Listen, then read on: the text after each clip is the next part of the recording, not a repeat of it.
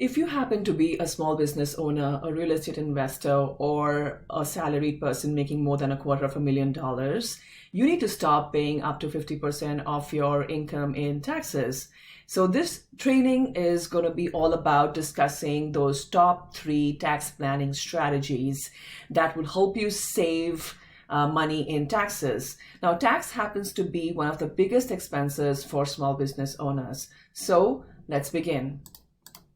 Now, the number 1 strategy is to own self-directed retirement accounts, such as a solo K account. Now, the old way was to own traditional retirement accounts, such as the 401k account or the Roth or the IRA. And I think most of us actually still own it as well, right?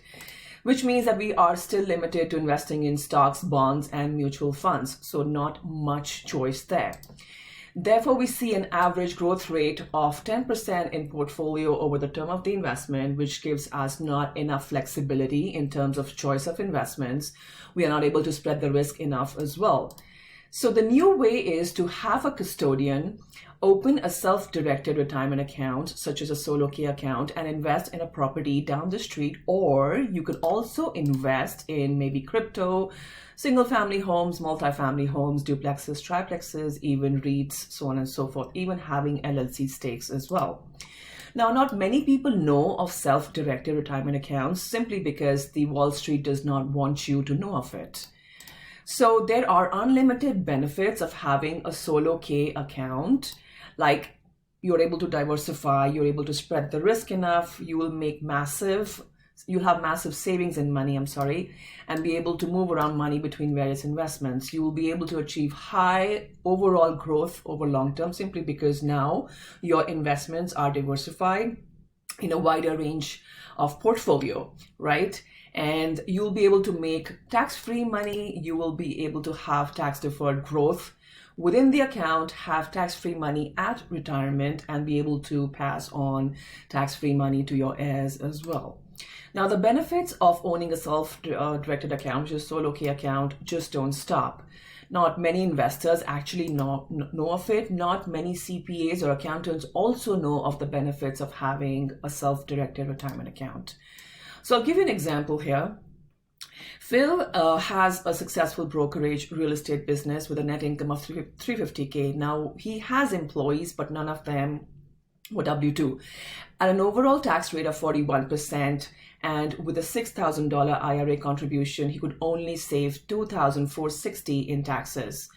So when I started to work with Phil, one of the strategies that I implemented was to have a solo K account.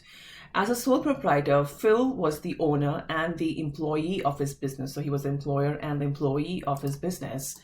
Now, as a solo 401k, both employer-employee contributions can be made, and both the contributions are considered tax deductible.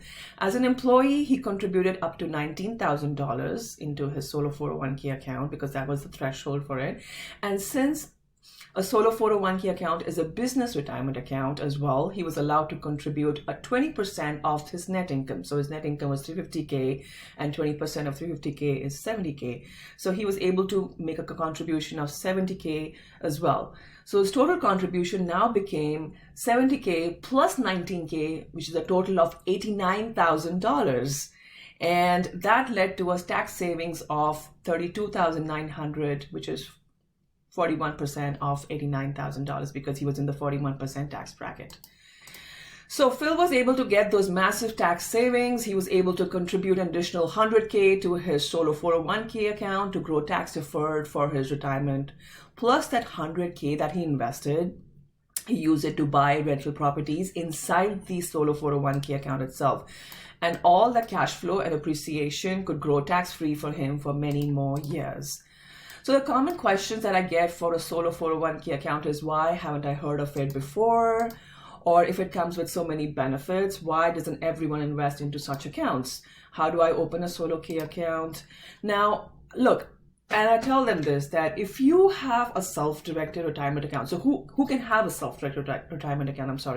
If you have a regular IRA or a regular Roth IRA or a regular SEP IRA or even a regular solo 401k, then you are eligible to open self-directed retirement accounts.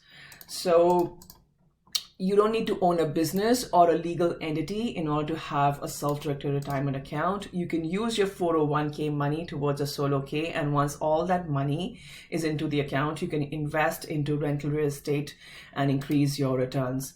In this table, I'll show you real quick the maximum contribution limit, the difference between the maximum contribution limit between a self-directed IRA and a self-directed solo K account. So in a solo K account, the limit is $53,000. That's the threshold, versus $5,500 in a self-directed IRA account. So even within the self-directed retirement accounts itself, there are so many different products out there. So you need to be careful in what type of product that you invest into. So how easy or difficult is it to set up a solo K account? Phil simply filled up the paperwork and authorized the transfer of the money from his old retirement account into his new self-directed retirement account. And within a few days, the money was into his new account and he was able to put that money to work, such as buying properties or buying crypto, promissory notes, single family homes, whatever, on the list that I just mentioned to you. Okay, so the bottom line of tax saving strategy number 1 is that if you combine retirement investing, which is solo K, having a solo K account, and the concept of leverage, very important, an investor may be able to accelerate his or her path to retirement. So, and that's tax saving strategy number 1. Let's move on to strategy number 2. So, if you are into the business of real estate, you need to be aware of the concept of accelerated depreciation, also known as cost segregation studies. So not many people know of what is accelerated depreciation and how to take it, what might be the impact and how will it help deepen losses on rental properties. And people normally think that, okay, you know, I might not have long-term savings. I might not be able to pay back to the IRS in the form of, I might have to pay back to the IRS in the form of depreciation, recapture tax at the time of disposing of the property. Now, again, just, you know, thoughts. People prefer, you know, investors prefer to wait 27 and a half years or 39 years to take advantage of it. You can now actually expedite your losses and take them within the next 5 years for some of your assets. And this is what a cost seg study is all about. Now, did you know that's possible to create depreciation deductions of up to 20 to 40% of the purchase price of the real estate? So there's a case study here. There was this couple who had a tax bill of $225,000 from their W-2 jobs, and they had some sudden stock income. Now, they were married and had investments of up to $1.5 million in rentals. So a cost seg study was suggested to them. Now, the results of the cost seg depreciation was that it led to $500,000 in depreciation in the first year itself. Wow. Now, this completely wiped out their tax bill of $225,000, which was simply amazing, right? Now, does cost segregation study reduce the tax basis of the property? When is the right time to get a cost seg study done? Is it timely and a costly process? Is it a time-consuming and a costly process? Now, let me just define cost seg study to you real quick. It is a valuable tax strategy for real estate investors that is designed to accelerate depreciation expense into current years rather than waiting to take over a period of time. So it is important to note that cost seg does not mean you received any extra depreciation. You're simply speeding up the process and receiving the tax benefit today rather than waiting to receive it over 27 and a half years. So we are increasing the value of our dollar. We are stretching the value of the dollar today, right? We are taking those expenses today rather than waiting for 27 and a half years or 39 years into the future, right? Based on the time value of money concept. Okay. So the common examples for depreciable assets on rentals can be flooring expenses, your HVACs, roofs, cabinets, countertops, fixtures, so on and so forth. Now, the bottom line of this beautiful tax saving strategy for real estate people, especially the ones who own properties and even landlords as well, is that cost tech study is a scientific study and is professionally done by companies. These companies hire engineers, architects to complete the analysis and deliver results.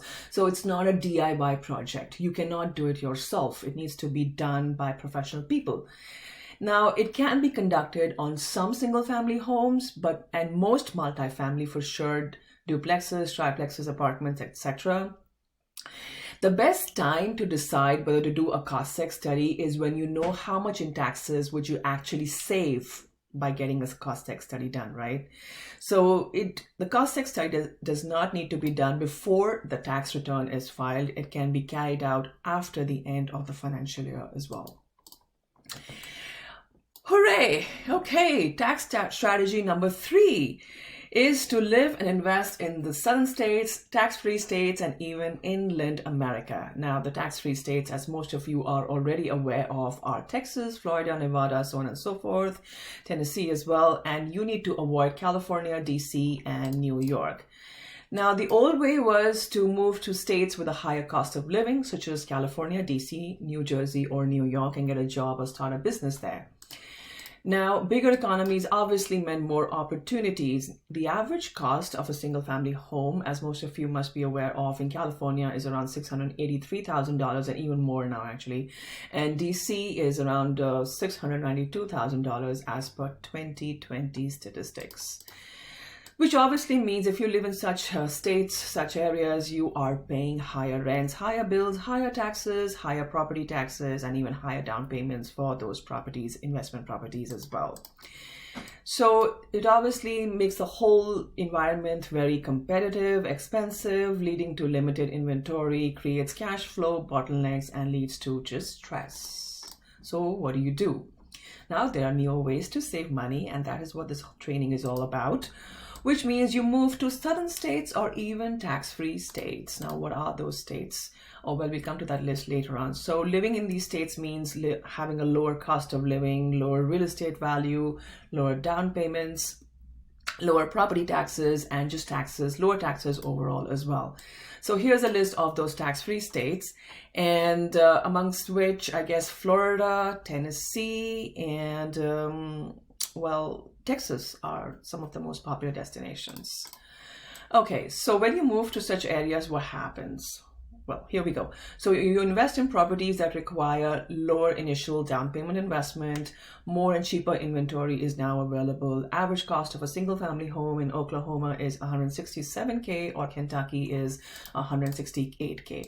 I'll give you an example here. So there was this couple from California, from the Bay Area. They had a $1.5 million home, and they had, I think the wife's parents also happened to live with them. They always wanted to invest into real estate, but they were not able to save enough money simply because of the higher cost of living in California. Now, so I suggested to them, you know what, just sell off your house and move to maybe one of these, southern states. And that's exactly what they did. So they moved to Oklahoma. They bought 2 single-family homes, and both the homes totaled $450,000, and invested the remaining 1.05 into 6 single-family homes. Now, they were able to get, they had a rental income of $875 per month from each of their properties. So if they had 6 properties, it was $875 times K, which means $5,250, and annual income of $63K, which is $5,250 multiplied by 12, just from their rental income. Just rental income. Now, they were literally over the moon and couldn't believe the change in their financial situation by simply moving states. Now, Steve and Kim had their parents live close by. The children went to great schools. They had a lot of passive income from their rentals. They paid less in taxes. They could save more and even paid less for gasoline too. At the time when I made the presentation, the cost of gasoline in Oklahoma was 3.5 to a gallon, and versus 5.5 to a gallon in California. Well, now it's 7 and more, right? It's literally over the roof in light of the war. So, yeah. Okay. Now, I have lived, common questions. I have lived my whole life in California. I have family here. Why would I move to a new place? I don't like change. Are there enough opportunities elsewhere? Will I be able to make decent profits off properties if I say move to Oklahoma, Kentucky, Alabama, and so on and so forth?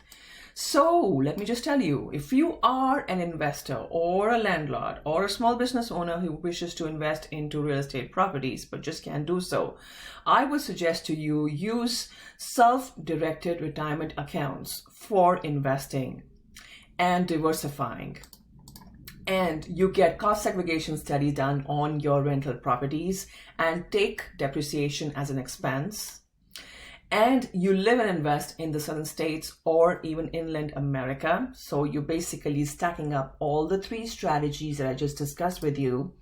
You can 10x your savings and multiply your wealth 50 times before you retire, mostly tax-free. So just to remind you that this little presentation was for real estate investors, small business owners, and W-2 earners making more than $250,000, plus private landlords as well, living in the country who wish to make multiple 6-income cash flow, even more in passive income. Why? Because passive gets taxed at lower rates. Now, if you still have any questions regarding my strategies, feel free to send me an email at gavtax@gavtax.com, or just use the link to schedule your free call. Thank you, and I'll talk to you soon.